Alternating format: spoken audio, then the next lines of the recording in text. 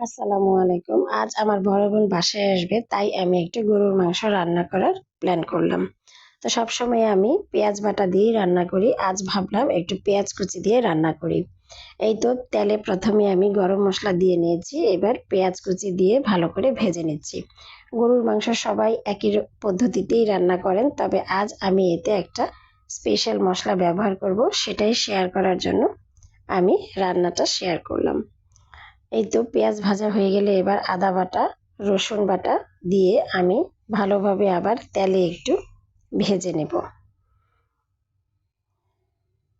ভালো করে মশলাটা তেলে ভেজে নিয়ে তারপর আমি একটু পানি দিয়ে গুঁড়া মশলাগুলো দিয়ে দিব, যাতে গুঁড়া মশলাগুলো পুড়ে না যায়। আর যেহেতু আমি কাঁচা মরিচ দিয়ে রান্না করি, মরিচ গুঁড়া খাই না, তাই আমি আজকে গরুর মাংসেও কাঁচা মরিচ দিয়েই রান্না করব। প্রথমে আন্দাজ মতো কাঁচামরিচ দিয়ে দিব, পরে যতটুকু লাগে টেস্ট অনুযায়ী আবার কম বেশি আমি দিয়ে থাকি। এই তো আমার মশলাগুলো ভালো করে কষানো হয়ে গেছে। এবার গুঁড়া গুঁড়া মশলাগুলো দিচ্ছি। প্রথমে দিলাম লবণ, এবার দিচ্ছি হলুদের গুঁড়া, তারপর দিচ্ছি ধনিয়ার গুঁড়া, তারপর দিয়ে দিচ্ছি কাঁচামরিচ।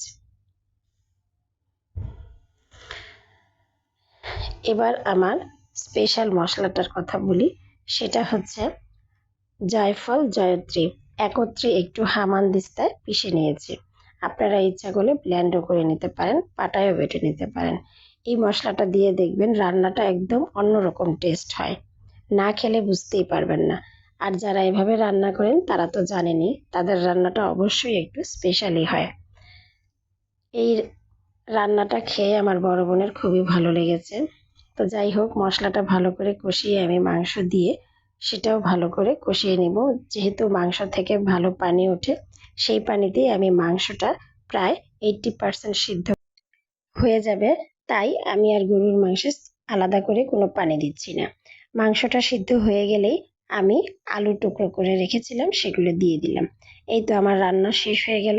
আপনাদের যদি ভালো লাগে অবশ্যই আমার পেজে লাইক এবং ফলো দিবেন এবং আমাকে মেসেজ করে জানাবেন। ধন্যবাদ।